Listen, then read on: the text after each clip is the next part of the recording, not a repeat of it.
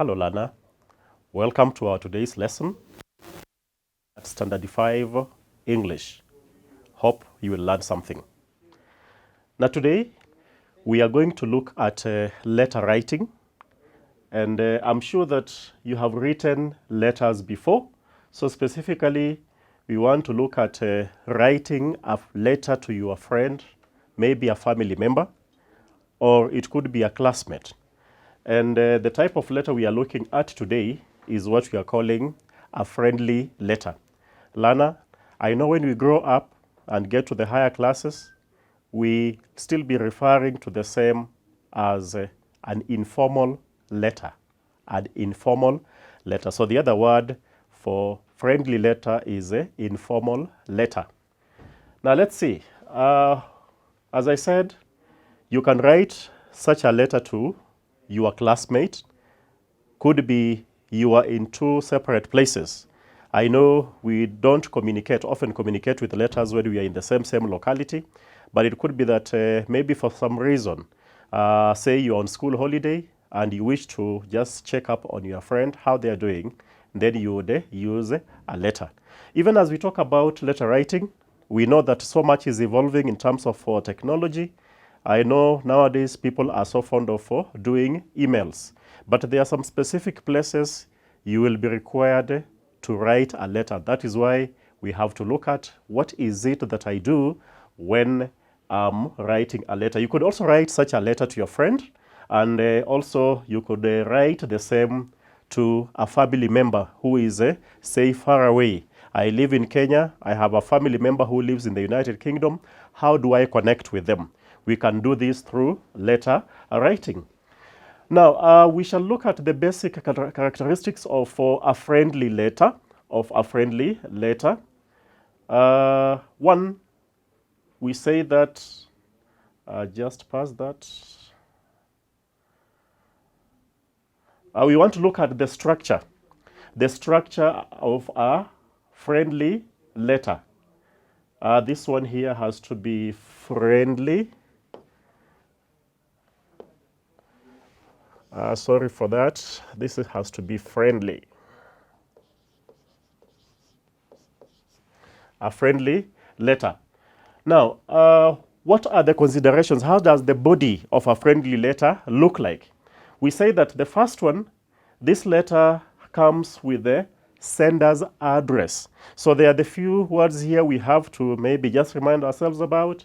And one is that for that person writing the letter, we refer to that person as the sender.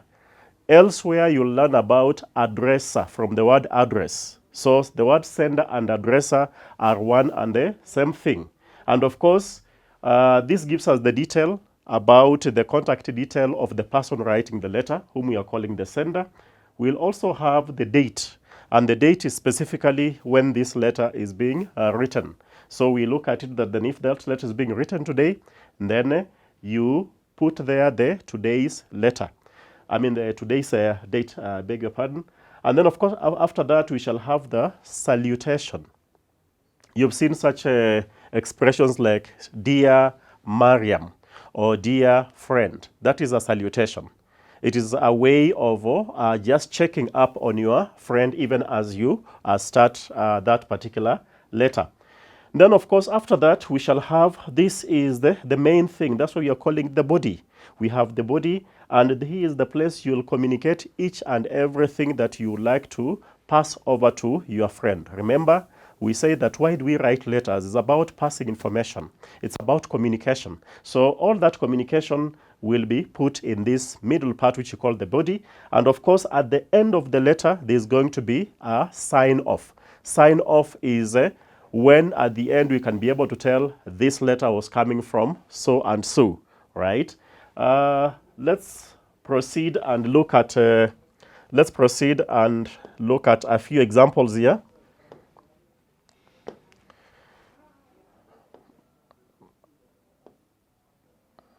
Right. So we go to the next bit. We want to look at a case of a friendly letter. And in this case, we talked about the addresser or the sender, the person writing the letter. We start with their details here. For this particular one, this is Ann Candy, P.O. Box 179. Some books may have this. You may read some places you don't have this letter number, which we call the code. Code. Remember, in some countries in the West, they either use the word code or zip. So therefore, this particular one helps us. This is every code has got its own station. Maybe if I talk about Nairobi, has got its own station depending on which post office. Remember, these letters actually are taken to the respective places manually. It is not done electronically as we do the emails. So if it is maybe say at Maua or maybe somewhere in Zambezi, then each and every post office has got its own code. And that is actually this particular bit. So all the letters going to that particular post office will bear this particular code.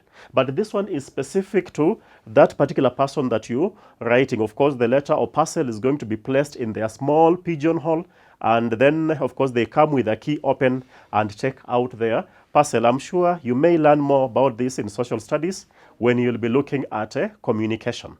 But for now, let's go on and see that this person is writing from Nairobi. You can clearly see that the address of the person sending the letter is, and I want you to note this because it will come to a point, now you want to send this letter.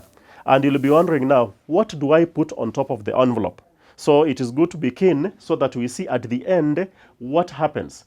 So Ann Candy, P.O. Box. P.O. is the short form of post office. Remember, all of them are in capital and marked with dots. You'll learn more about this when you'll be looking at the use of abbreviations. So, of course, at the end of it all, where is this particular post office box best? It is best in Nairobi at this particular post office. That's the code. And we recommend that once you have the city or the town where this post office is located, that you underline it and put a full stop at the end. If you are keen enough, you must have seen from up here we are putting the comma after every line. We are putting a comma, and realize that we have different versions. There are those who will talk about having it blocked the way it is. We call that block. Or we have the slanted one, which will be that way. But the common practice nowadays, most of the books you'll read, most of the magazines you'll come across, you'll find that this address is put in a vertical line. Then what happens after that? We had said that we should have the date next. So we are going to put the date here. And for this date, now we want to go to the next one, which is the date. The date, of course, maybe you can look at any date. If for the purpose of your letter, you may choose the exact date of that particular day you are writing this letter. I think it makes sense so that when I get that letter, I can tell that this communication was made, let's say, last week on Friday. So we put the date. Of course, we don't put the day of the week. The date is enough. 1st October 20, and the year is 2020. I've chosen that particular date just for the purpose of our learning here. I know these dates are going to change. Other people will write it maybe this way. You still may find somebody has written it this way. Sorry for that. Let's just do it here. So maybe I would have it this way. It is still okay. Of course, that is a date, October, and then 2020.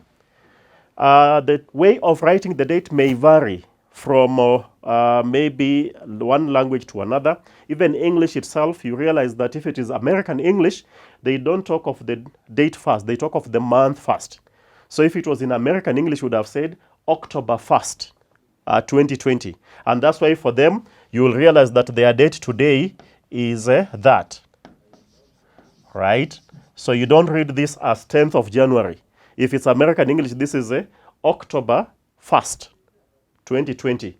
But for now, we use the British English. So for the British English, we stick to the date first, followed by the month, then followed by the year. And I said it can be written this way. There are others who will use hyphens here, the small dashes there. It is still okay. There are those who will use, say, the slashes, the forward slash. It is still okay. So we can have the date whichever way you may or you please. But then preferably, since it is in composition writing, we would say that then we can use the wording. The wording is the most preferred. Let's move on and see what comes next. What comes next? Now we have the salutation. We talked about the salutation. And the salutation in this case, if it's your friend, I would say, Dear Halima. Of course, Halima is the person I'm writing the letter to. Now this Halima, there are other words we refer the Halima with is either the receiver, or we can also talk about the addressee. Remember, we had the addresser from the word address, of course. We just put here ER as the person writing the letter, and the person receiving the letter would be known as the addressee. Addressee with the double E. So you realize that we put here ER, we put here double E. This is the person receiving the letter. So in our case here, Anne Candy is the addresser, is the person writing the letter. And this letter is being written to an addressee, and this addressee's name therefore is Halima. Therefore, Halima is either the receiver, or the other word for receiver is addressee. Now let's go on.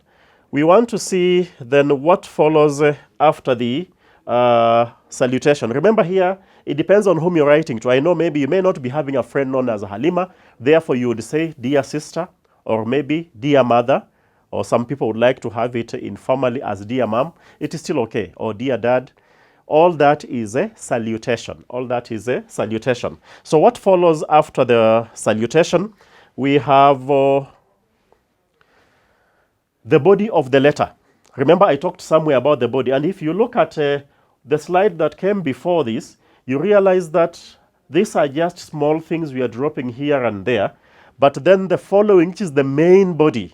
Remember, I look at myself, maybe there are the legs, and of course I have the head, and then there is the body. And therefore, we want to look at this is where everything is. Because if I look at my body, of the arm, of course, one cannot do without the head, but one can do without the hands, right? One can do without their legs, but one may not be able to do without this part of their body, because then this is where we have most of the body organs, and the crucial ones, that is where they are best. So you cannot find somebody who has legs and the head, but minus the torso, which you want to look at as the body. So that's the main thing, very important. And therefore, let's just go back to our body here. Now, this is the exact communication I want to make. For this particular one, we want to see what is this person talking about here. Remember here, we are writing to a friend, and therefore we may be easy in terms of the language when we talk to them. You can get easy. Get easy in the sense that maybe we are not going to address each other officially. Imagine the way you say hi to your head teacher, or maybe to some officer somewhere. You've gone to some office. May not be the same way you greet your friend, may not be the same way you talk to your sister in the house, or maybe any other sibling there. So there's going to be that variation. So here we are not being so serious. We don't get so serious with life. So, you relax. That's why you're looking at it as a friendly letter. So the communication is in a friendly way. But that may not be the case later on when we shall be looking at an official letter. When you're writing a letter to your head teacher, how will that letter go? But even if it's friendly, we are saying that since we are going to look at this as part of composition, it still has to follow the rules of English. So we don't want some short forms of such words as people writing this to mean that is before. That is not English, right? Or somebody saying that I look forward to seeing you, and then we see that. This is not English. That's not English. So we have to be very careful with this kind of writings. They will not be acceptable. You'll be marked down. So avoid the short forms, or maybe somebody saying cause to mean because. That is wrong, or some people even put that. This is not acceptable. So you have to communicate in proper English. Avoid those short forms. They are not allowed. Maybe I know when we do the short messaging, we are often used to this. But reason no one is going to mark this. But remember, for this particular letter, it is going to be marked. And therefore, you really have to make sure that whatever you're doing is the right thing. So, greetings from my family and I. Remember, when we have two people or more, and you are one of them. In English, the rules of English, you always come last. I would say Tracy Stella, and myself. I would not say, it's not proper to say myself or I, Tracy, and Stella. That would be wrong. So you always come last, all right? You give preference to the other people. You give priority to the other people. So in this case, it is always good in the first paragraph. First paragraph is made up of just checking up on your friend. How are they faring on? Because it may have been long since last you met. So you will not go to the main thing immediately. You start off by checking up on them. Remember, we started off with the salutation, dear Halima. And then from there, we get to check on Halima. How is she doing? How is she faring on? And you realize the first paragraph is all about that. The first sentence, greetings from my family and I, right? I hope you are fine. I hope you are fine. You are wishing that this person is fine wherever they are. And you're going to say, how is your family? Remember, you had communicated greetings from your family. But you also want to find out, other than this particular person you are talking to, if you maybe happen to know about their family, you're just checking on their family. How are they doing? And that is where we have that question, how is your family? Remember, when I'm reading this, we'll be looking at this letter. Questions that start with the H or WH, you don't ask them with a rising intonation. We ask them with a falling intonation. You ask, how is your family? If it is spoken, you don't ask, how is your family? That is wrong English. How is your family? Now, so after finishing that, I want now to get to the reason, because this checking on them, okay, it's a good thing. It's a good thing. But actually, what made me to sit down to write that particular letter? There must be something that motivated me to sit down. And this is it. Gets to the point and says, of course, here you may check on so many other people. Maybe the brother, I may be knowing Tim, who is the brother to Halima, or I may be knowing Suleiman, who is the brother to Halima. You are free to check on them. As long as you do that, avoid repetition. Don't start having the same sentence pattern and asking questions such as, how is Halima? Question mark. How is Matthew? Question mark. How is Mariam? Question mark. That is not right, because then we have to also show some creativity how you ask those questions. You realize here when I said greetings from my family and I did not ask, how are you? I would have asked that. Is okay by there to do that. I would have asked, how are you? And then I asked, how is your family?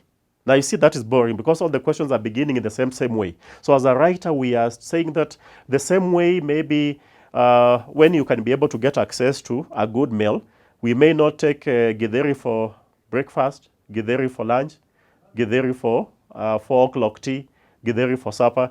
I know we always come with variation, right? That's why even maybe people do makeup and do what you always want to stand out. So we are saying that then let also your sentences stand out. Let them not be boring. All of them start with I wake up in the morning, I brush my teeth, I take my bag, I go to school. That's what we are doing when we were in lower primary. By now, I believe that you have gained more and more vocabulary, and therefore we should be able to vary our sentences. What makes Anne to write this letter? I am sorry I missed to attend your birthday party. Oh, so sad. But why? Because maybe you expected this particular person to come and share with you the joy of your birthday. But then she was not able to travel. So therefore, what are we telling Halima? I could not travel due to the coronavirus disease travel restrictions. Now, when she's saying that she is not able to travel, and then the fact that she can't travel, she goes ahead to give a reason for why she cannot be able to. She was not able to travel, and it's because of maybe a disease that was prevailing at that time. And in this case, there were travel restrictions. There are sometimes we may have travel restrictions. Maybe when we have what we call a pandemic, an outbreak of a disease on large scale, and we fear that maybe somebody moving from one place to another, this may likely cause infection to other people. Now, for such diseases, we call them the communicable diseases. They can move from one person to another. We may talk about maybe measles outbreak. If you contract measles as a learner, you realize they'll tell you to stay at home until you heal, and then you come back to school. Chicken pox. So it's not just coronavirus. We may have so many infections, or there might be other reasons that then make somebody not to be able to travel. And then, of course, say, I hope you, the dress I sent, I hope the dress I sent This is not right. Now, the other reason it comes to something else, that after you have written your letter, always counter check. Always go through it to see if there are any mistakes like mine here. I hope you, the dress, that is not good English. But it should be, I hope the dress I sent fitted you though. So I was not able to attend the birthday, but I sent you some dress. I'm just finding out, did that dress fit you, right? So there was a gift that came through, but I know my coming would have been a better idea. I was not able to come because of some conditions. Then let's see. There are many more things that I can communicate in this middle section, but then I go ahead and say that what is the way forward? Right, I'm almost concluding. I didn't have so many words today, that I intend to visit you over the December holidays, full stop. I hope my parents allow me. Of course, as a young person, you know, when you're traveling, you have to get permission, right, and blessings from your parents. Even if I have the cash I've been saving, I wouldn't just wake up one day and I say, I want to go to visit my friend. However close, you have to get permission and maybe even guidance. They might even get somebody to be able to accompany you. And then, of course, so I missed this particular birthday, but then I hope that I can be able to make up. In this case, I would be able to come and visit over the December holidays, of course, with the blessings from my parents. And then here we say, please pass my regards to your family. Actually, I'm concluding. Pass my regards to your family. Now, I would like to look at this further and say that this particular part is the introduction of the letter. In the introduction, and this is usually the first paragraph, you are not going into the details. You're just checking on your friend, how are they doing, how are they faring on, as we said. Then we go to the main reason that made you to write, and this one gets up to this particular point where we say that then I hope to make up for the time I did not come, whereby I'll be able to visit you very soon, right? Then at the end of the day, we have the conclusion, which is the way forward. I mean, as I finish this letter, remember when I say, please pass my regards to your family, I have come from I've come away from the main thing that I wanted to communicate. So I would not say, please pass my regards to your family, and then after that I say, I hope I will visit you over the December holidays. Because I hope I'll visit you, that is a main, I mean, it's a very, very heavy communication. It has to come early. This is the last statement that comes. Then after that, there is something we talked about, the signing off. I want to beg for your apology that it's not possible. It was not possible for me to fit my entire letter in one page. That is why it is spread in 3 pages. When you write, I hope that you will not do that, but there are sometimes you write on a full scap, it's full and you are still writing. You are allowed to go over to the next full scap. So this one does happen. And that's why I had given you that structure at the beginning. So therefore, we have the signing off. Now you realize that my paragraphing, I'm leaving some little space at the beginning. Now if you go with this paragraphing, then the signing off has got to be on your right. I repeat, when I go with this kind of paragraphing, then my signing off has got to be on the right, and that's what I've done. But when I use block paragraphing, whereby everything is on the margin, then the signing off has got to be on the left side of whatever you are using, whatever paper you are using. And therefore, as I said, we have the signing off. After the signing off, of course, you'll need to send this letter. Therefore, I've seen some people being tested. You know everything about letter writing, but then they ask you, can you give us the layout on the envelope? How does it look? It's usually part of the testing on this particular question. And therefore, for this one, we say, wow, that's my envelope. I hope you've seen this before. We must have interacted with this before. So what do I do with this envelope? Of course, my letter is folded and put inside the envelope. The flaps are on the other side of the envelope. Now, what do I put on top here? Whose address am I putting? Because remember, it is this address that they'll be able to read. No one is going to open inside my letter and see what is inside, right? So what do I do with this? We say that, remember we had said somewhere, Dear Halima. And we didn't have to put 2 names because it's a specific Halima I'm writing to. There are not so many Halimas because this one will specifically go to that particular Halima. But now on the letter top, we have to be specific. And that's why we say Halima Muhammad, Kijani Academy, P.O. Box 5321, dash, and then you say that's the code 0089 Maua. So Maua is this letter will go to a post office in Maua. So this is very important because then that is what helps us to tell where the letter is going to. Now, assignment as we come to the end, I would wish that maybe to put in practice what we've talked about up there, that you write a letter to your friend who transferred to another school, right? Find out how he or she is doing in the new school. Just check on them. It's a very simple thing. Maybe you spend the same school, but then this friend of yours transferred to another school. So you're checking on them. How are they faring on? When we talk about letter writing, we want to look at maybe not necessarily for our purpose today, but then are there other forms of letters? Remember, at primary level, we learn only about 2 types of letters. And these 2 types of letters, one is the friendly letter.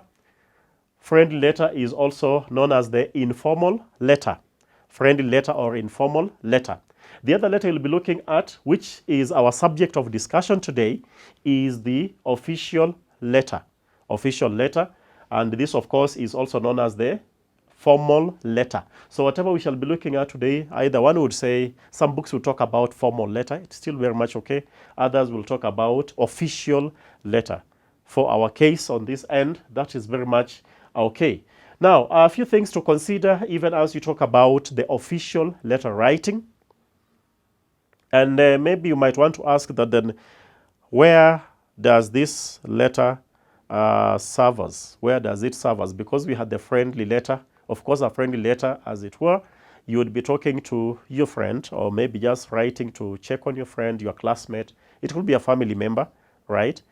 What about the official letter? Even as we look at all these bits about letters, maybe it's important for us to just get to the reality of what is happening on the ground. And you realize that of late, people are so much into electronic media. But I've just said that even as I talk about maybe communicating electronically, maybe using email, some people would like to use maybe a WhatsApp and the other apps that we have, letter writing still remains one of the oldest mediums of communication to mankind. It did not start yesterday. It is way back. We trace it back to the Greek history. So we are saying that then it may not just fade off. I may write you an email, but then I can still be able to write a letter and send it to you via email, so that then email is just a means of communication. So it does not give us room for us to maybe get lazy with English and maybe with the rules that govern letter writing, and especially the official letters. Remember, we are not doing these things just for the purpose of the class.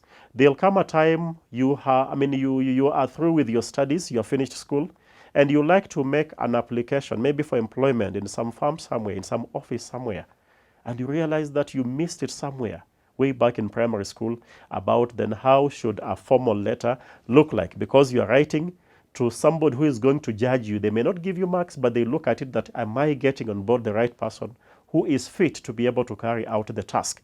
And therefore, we want to look at this not just for passing exams, but also as a real-time life skill. So I hope you'll be able to pay attention up to the end.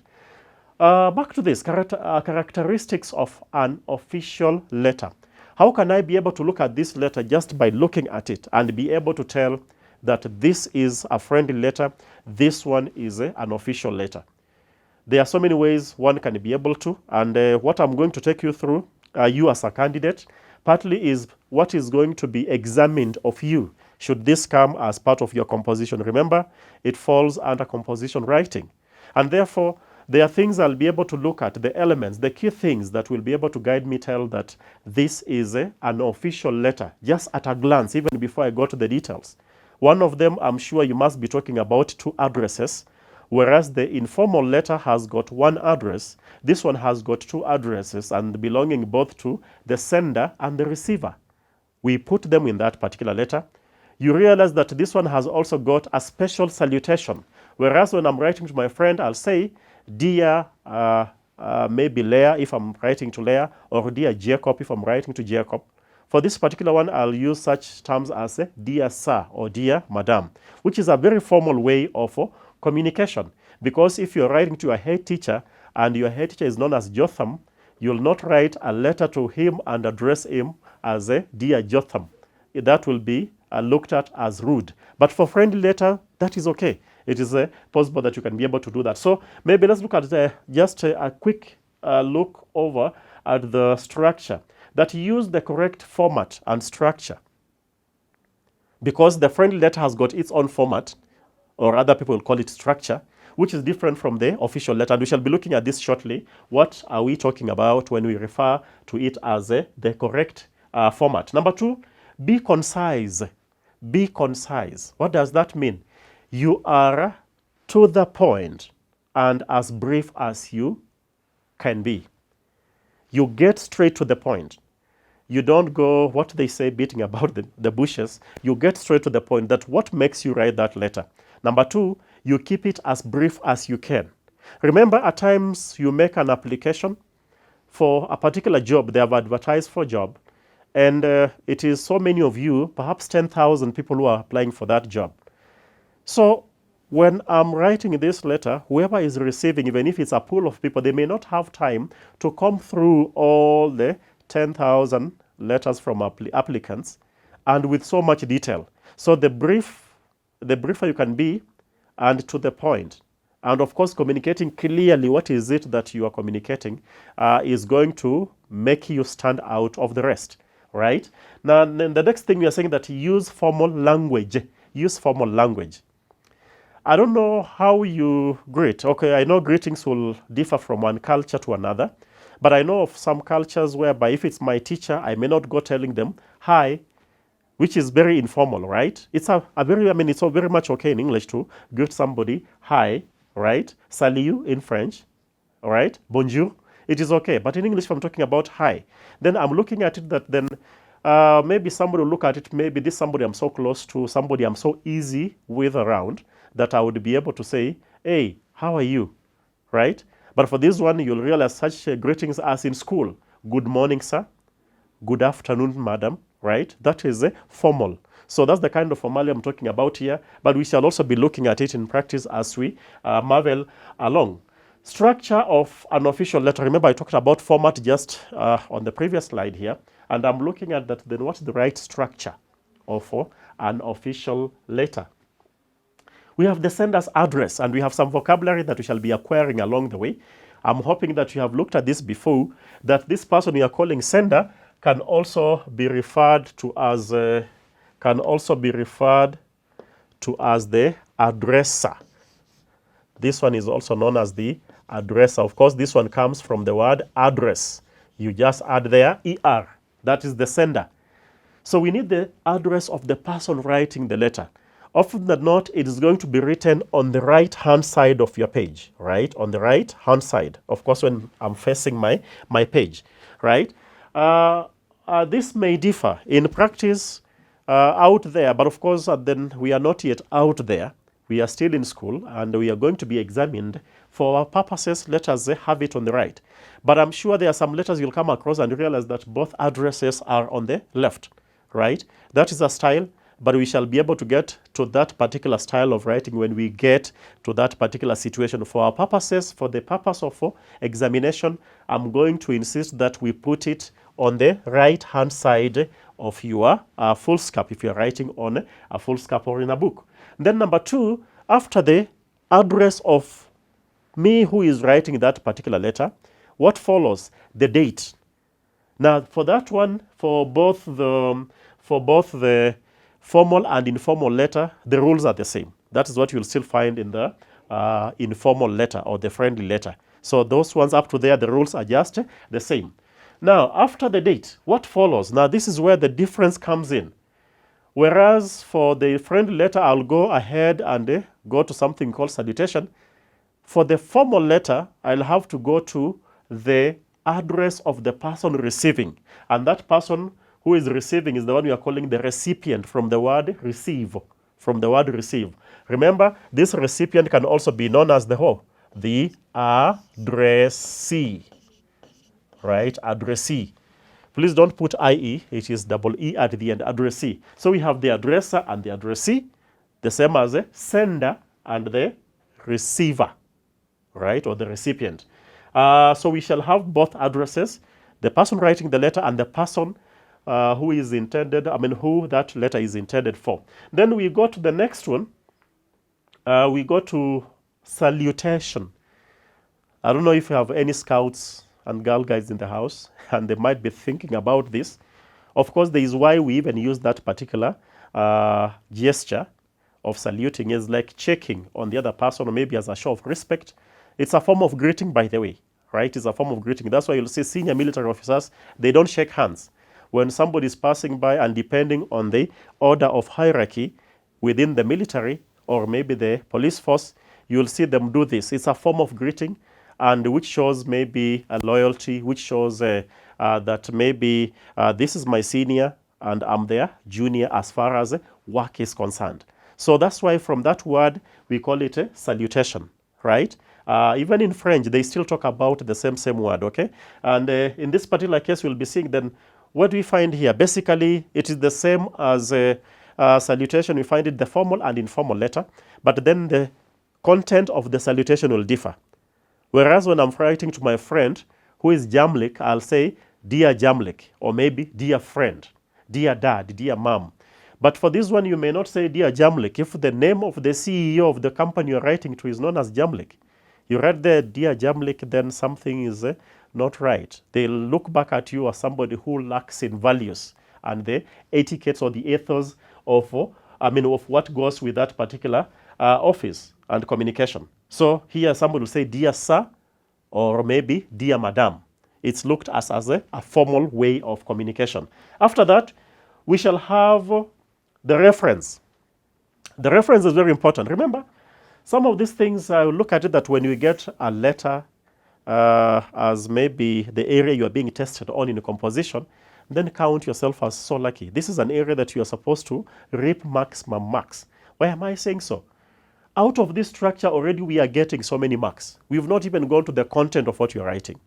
I have the address well written. I have some marks for that already, maybe 2 marks, maybe a mark. I have the date in place. I have a mark there. I have the address on this other side. I have some marks there. I have the salutation well written out. I have some marks there. I have the reference to the body up to the end of that letter. So you'll have just some marks for the structure.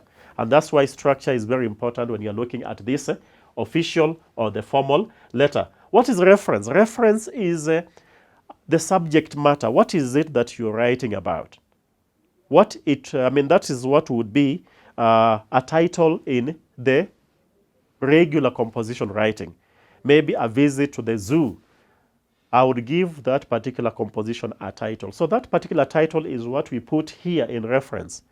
So don't put the title at the top of the composition there, the way we do in the regular compositions, and say that application for a job.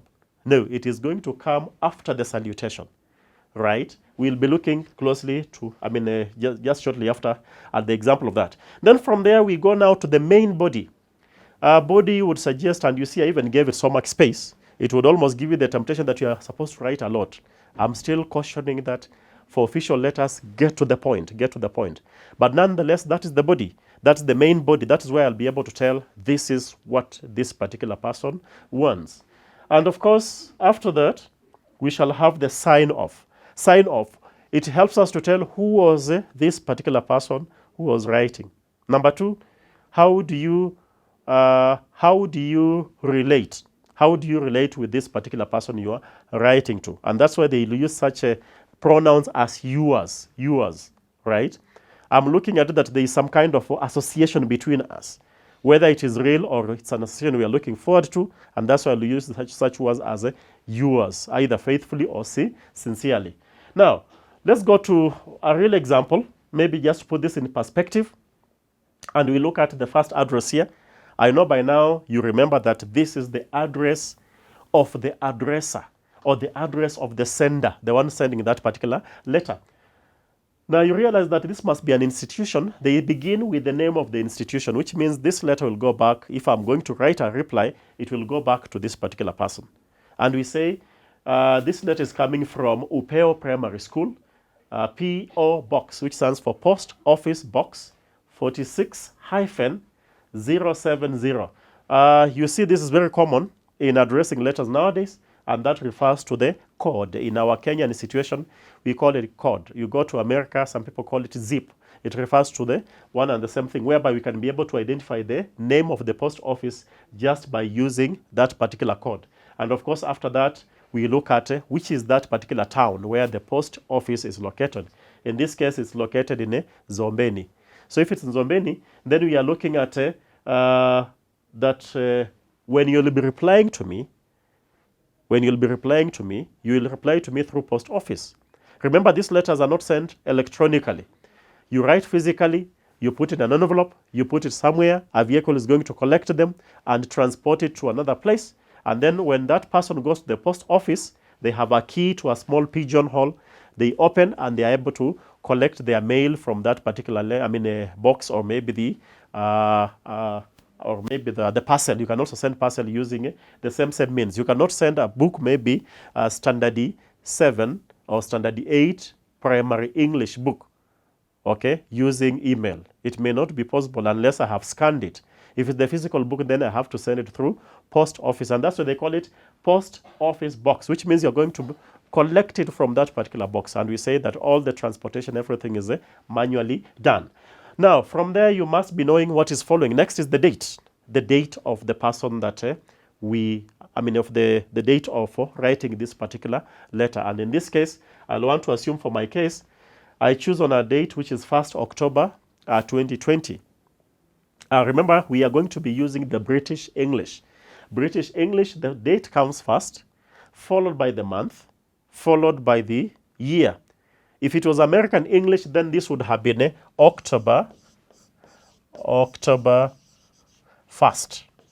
And in this case, you would have to put a comma there, 2020, right? That is why for the English one which we put there, we may write in words October. You can also put it at maybe using dots, 10, 20, 20.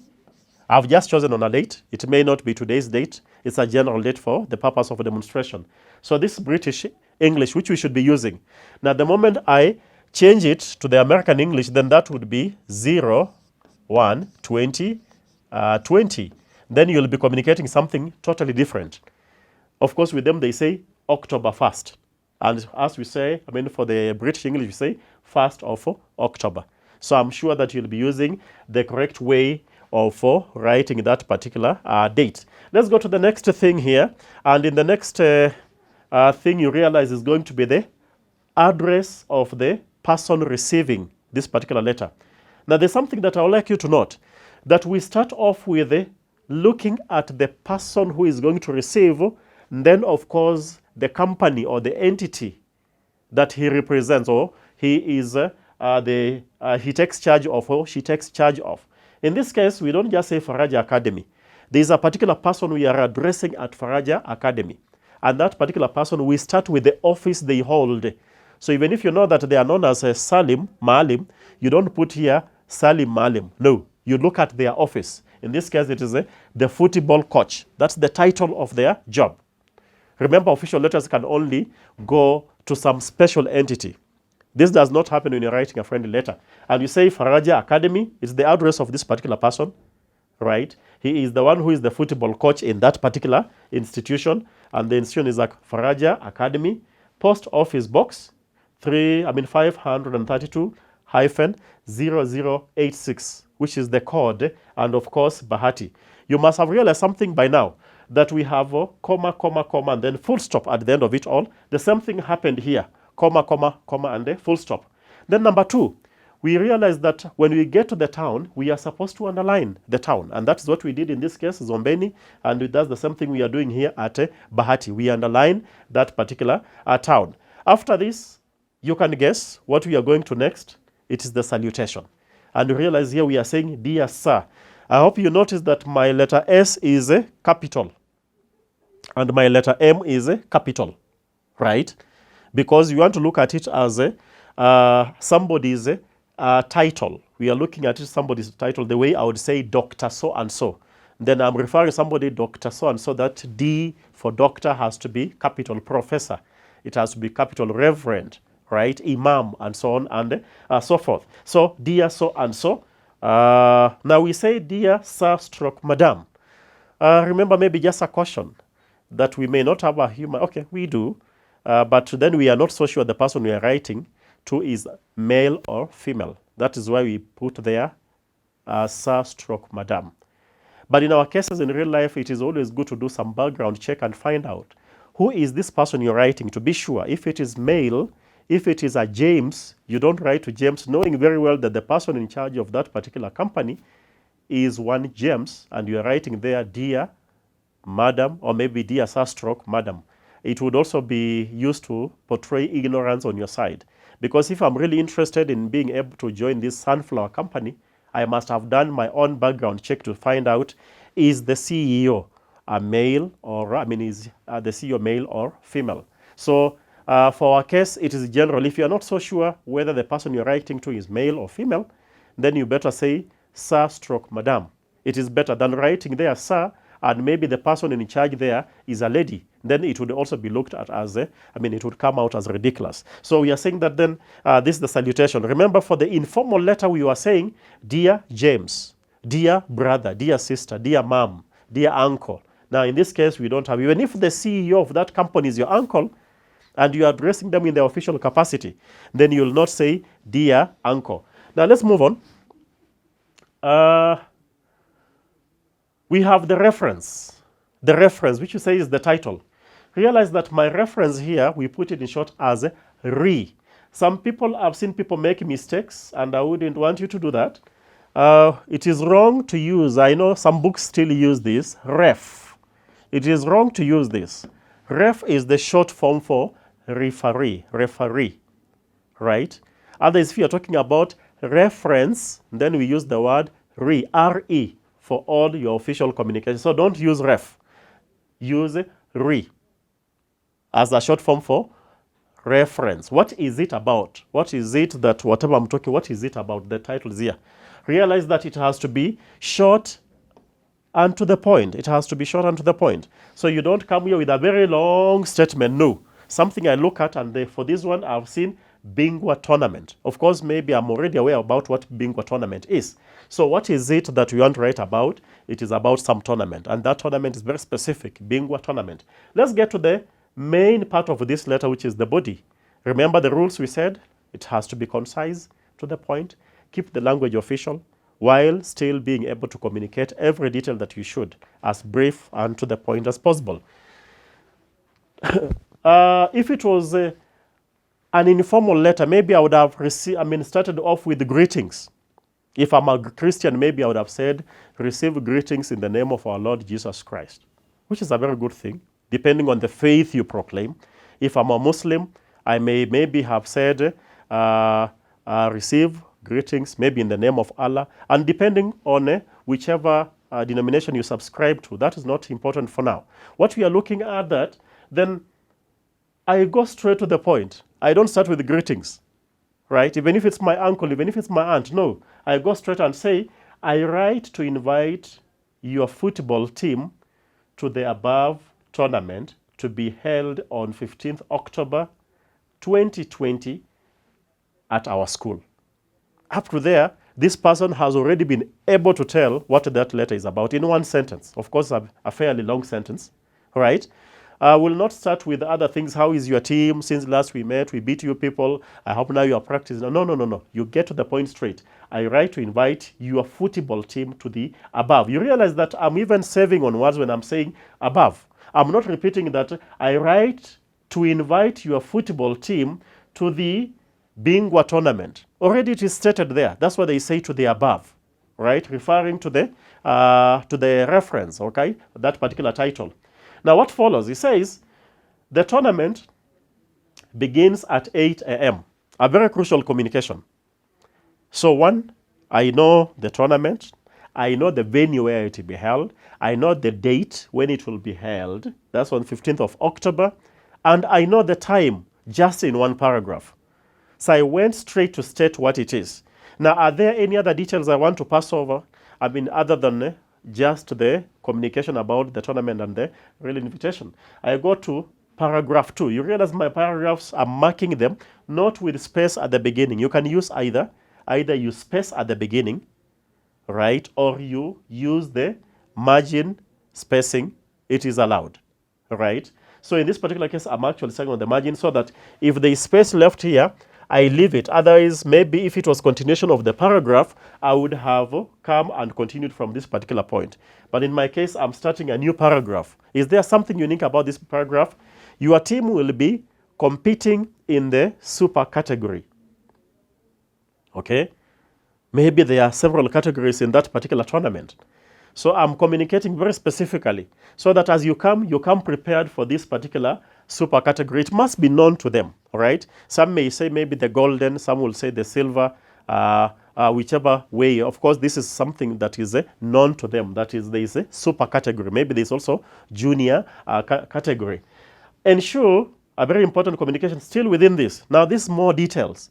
Ensure that all your players are within the recommended age group. A very important communication, so that maybe because of this super category, it is very possible that then we determine this using the age of the players. So as you come with the right age. Don't come, of course, when you go back to issues of integrity, come with the people who are over age. And we are saying that maybe just be sure that the people you're bringing forth fall within that particular age group. It is done. The main communication is done. What follows there then is, I look forward to welcoming you all. I look forward to welcome. That's my conclusion. I would say this is the introduction where I communicate the exact thing. This is the middle part of it, right, which gives further details. If there are some official letters, by the way, that come in one sentence. There are some officials that come only in one sentence and the communication is done. Still very much okay. And of course, I look forward. Now, I just want to say something small about this. This particular statement. Most of us make mistakes. We'll be looking at it in English, but I can still be able to, in English grammar, maybe other areas of English grammar, this particular bit here, I look forward to. Remember, when I say I look forward to, this word look here is without ing, and therefore the following verb has to have ing. I repeat, when I say I look forward, what follows has to be welcoming. You don't say that I look forward to welcome. That is wrong English. I've seen people write this. It is not correct.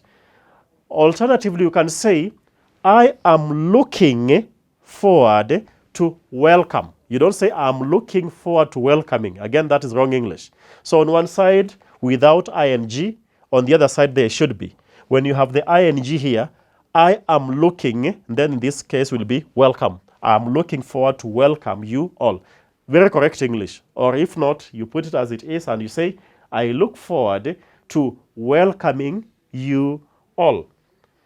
Thank you as a matter of courtesy. Remember, you are writing somebody, maybe it's a favor you are seeking. It's an employment you're looking for. So we are just ending off with a courtesy note. Remember the magic words, and thank you is one of them. And at the end of it all, you have the sign off. I talked about the sign off. And in the signing off, this is now where we shall get the name of the person who is writing this particular letter. At times, you may also put the name and the designation. What are they doing? Maybe this is the captain of that particular team, right? But there's something I didn't put here, and it is important. That's why I left space. That for official letters, you have to put a signature. So if the signature of Kazungu is this, then I would put that this is a Kazungu's signature. Maybe that is how Kazungu signs. So you have to come and sign. Then after signing, below the signature, you put the name in full. Don't just put the name Kazungu or Juma. You put your names in full. And that is the end of my official letter. So we have looked at the characteristic. First of all, what it is, then characteristics of an official letter. We looked at the structure of an official letter. Then, of course, we have ended with an example of an official letter. Lana, I think it would be important that we look at, after doing this, how will the envelope look like? I'm addressing this, and you can clearly see I'm just going to lift one of the addresses we looked earlier and put it here. Remember, I have to put the address of the person who is going to receive this letter, so you don't end up putting your own address. The person you're writing to is the one who is going to be put on whose address will be put on the envelope. And in this case, we were writing to the football coach, Faraja Academy, PO Box that Bahati. So this will what will go to the post office, and it will be taken all the way to a town known as Bahati. And of course, we hope that anybody from this particular school will go and collect that particular mail. Of course, the letter will be inside, well secured. Lana, for an assignment, I would like you to write a letter to the principal of your favorite high school. I know we are in standard 8 now, looking forward to go to Form 1 next year. So you look at that good school, and you have the chance to be able to write to them and seek a vacancy in Form 1 next year. Remember, they are going to use this letter to judge whether you are the right person for that particular school. They'll be looking at your English, and therefore, as you write, remember to use as much as possible of the things that we talked about in letter writing. Be brief to the point, keep it formal, the language that you're using, use the right structure, and at the end of the day, the signing off, you remember to sign after the words, yours faithfully. Lana, that was it about letter writing. I want to hope that you are going to put this in practice, even as you get ready for your exams to come later on. And I want to hope that when that comes, you will be smiling and saying, oh, if it was not for Educare, this would have been an uphill task. That's exactly what we do here, simplifying it for you so that at the end of it all, you come out as a better English speaker and an English communicator. Until next time, I'm your teacher, Eric Amuhaya.